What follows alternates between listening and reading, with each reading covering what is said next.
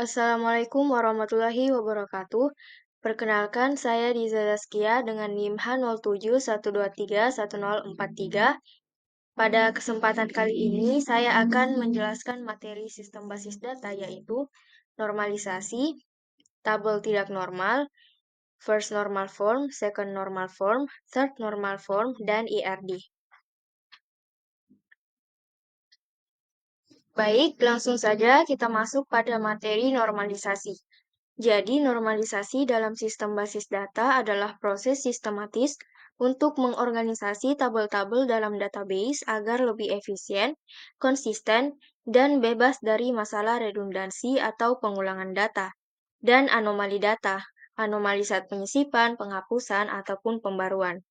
Normalisasi bertujuan untuk meningkatkan integritas data dengan cara memecah tabel besar menjadi tabel-tabel yang lebih kecil dan saling berhubungan dengan menggunakan kunci relasi atau disebut juga foreign key.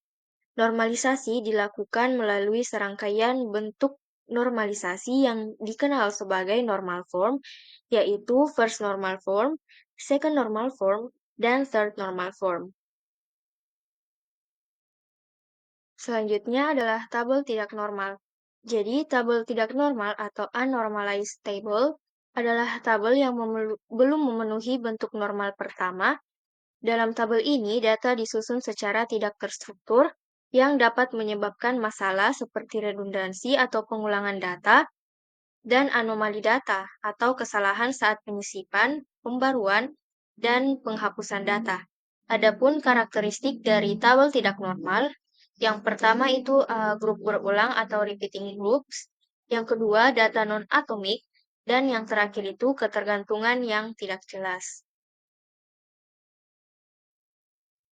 Baik, jadi ini adalah contoh tabel tidak normal. Di sini saya mengambil kasus sistem penjualan barang. Seperti yang kita lihat, pada tabel ini tuh terdapat atribut multi-value, di mana kolom barang, jumlah, dan harga satuan berisi beberapa nilai yang seharusnya disimpan dalam baris yang terpisah. Sehingga data tidak terstruktur dan sulit untuk melakukan analisis seperti menghitung jumlah penjualan per barang. Jika salah satu nilai diubah, misalnya harga satuan, semua data lain yang terkait harus diubah secara manual. Selanjutnya, normalisasi first normal form. Jadi, tabel dikatakan memenuhi bentuk normal pertama jika memenuhi kriteria berikut. Yang pertama, setiap kolom berisi nilai tunggal atau atomik. Yang kedua, setiap baris adalah unik. Dan yang terakhir, semua nilai dalam satu kolom harus memiliki tipe data yang sama. Misalnya, kolom umur hanya berisi angka. Jadi, ini adalah bentuk normalisasi first normal form dari tabel tidak normal yang sebelumnya. Jadi, di sini langkah-langkah untuk menuju normalisasi first normal form yang pertama itu kita pisahkan nilai multi-value menjadi baris terpisah. Kolom barang, jumlah, dan harga satuan yang sebelumnya memiliki nilai ganda, kita pisahkan menjadi baris berbeda untuk setiap barang yang dibeli. Dan selanjutnya, identifikasi kunci untuk setiap baris. Di sini kita menggunakan kombinasi faktor ID dan barang sebagai kunci gabungan untuk mengidentifikasi setiap transaksi secara unik. Jadi, tabel ini adalah bentuk first normal form dari tabel tidak normal yang sebelumnya.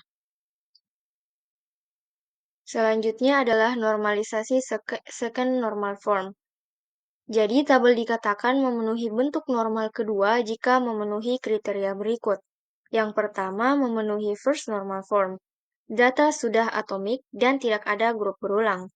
Yang kedua, menghapus ketergantungan parsial. Jadi, semua atribut non-kunci harus bergantung sepenuhnya pada seluruh kunci primer, bukan hanya sebagian dari kunci primer. Jadi, ini adalah tabel dari normalisasi second normal form.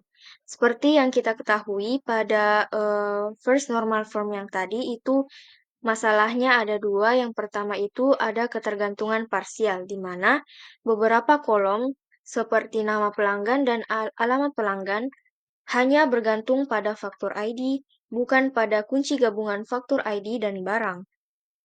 Masalah yang kedua, redundansi. Informasi pelanggan diulang untuk setiap barang yang tercatat dalam faktur. Jadi, ada pun langkah-langkah untuk menuju ke normalisasi second normal form, yaitu yang pertama, identifikasi kunci utama.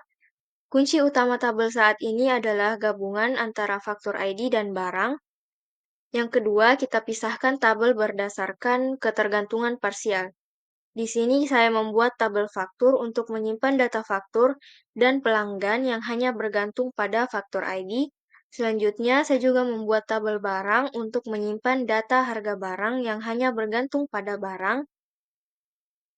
Dan yang terakhir itu ada tabel penjualan untuk menyimpan data transaksi yang bergantung pada kombinasi faktur ID dan barang. Jadi, ini adalah tabel dari normalisasi second normal form.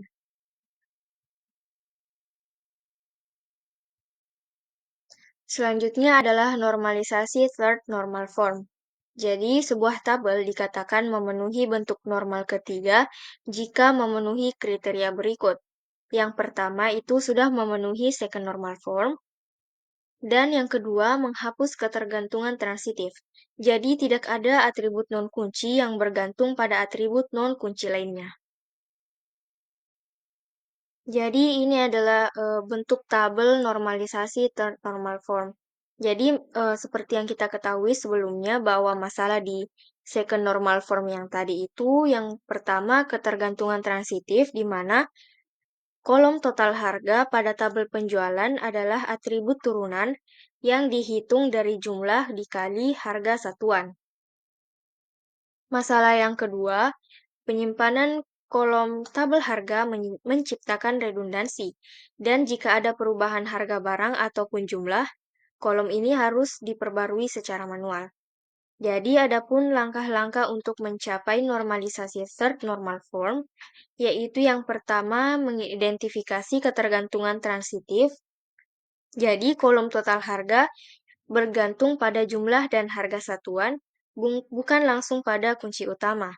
Yang kedua, hapus atribut turunan. Jadi di sini kita menghilangkan kolom total harga dari tabel penjualan karena nilai tersebut dapat dihitung saat dibutuhkan. Baik, jadi kesimpulan dari normalisasi ini yang pertama, untuk tabel tidak normal itu datanya tidak terstruktur, ada atribut multi-value dan redundansi yang tinggi. Selanjutnya, untuk first normal form, setiap kolomnya memiliki nilai atomik, satu nilai per sel. Jadi, kunci utama mulai ditentukan. Terus, selanjutnya yang second normal form itu ketergantungan parsial dihilangkan dengan memecah data ke dalam tabel berdasarkan ketergantungan.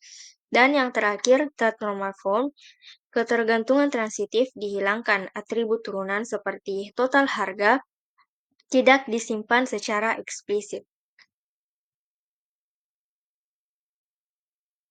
Jadi ini adalah IRD-nya, di mana di sini ada tabel faktur, penjualan, dan barang, di mana di faktur itu terdapat atribut ID faktur sebagai primary key-nya, ada tanggal, nama pelanggan, dan alamat pelanggan.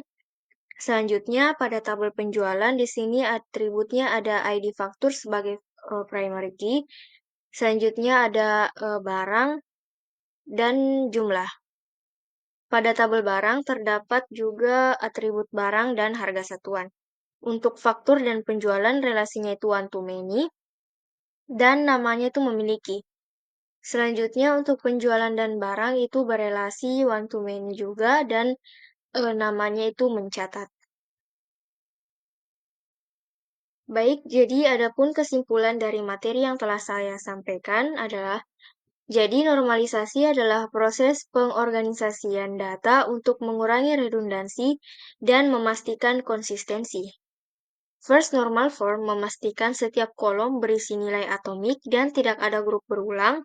Second normal form menghapus ketergantungan parsial, memastikan atribut non-kunci bergantung sepenuhnya pada kunci primer. Third normal form menghapus ketergantungan transitif di mana atribut non-kunci lainnya hanya bergantung pada kunci primer, bukan pada atribut non-kunci lainnya. Jadi, normalisasi itu membantu mengatur data dengan lebih efisien serta mengurangi anomali dalam pembaruan data.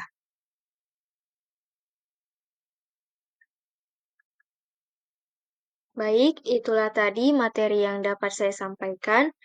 Mohon maaf apabila ada kesalahan. Terima kasih atas perhatiannya. Saya tutup dengan ucapan wassalamualaikum warahmatullahi wabarakatuh.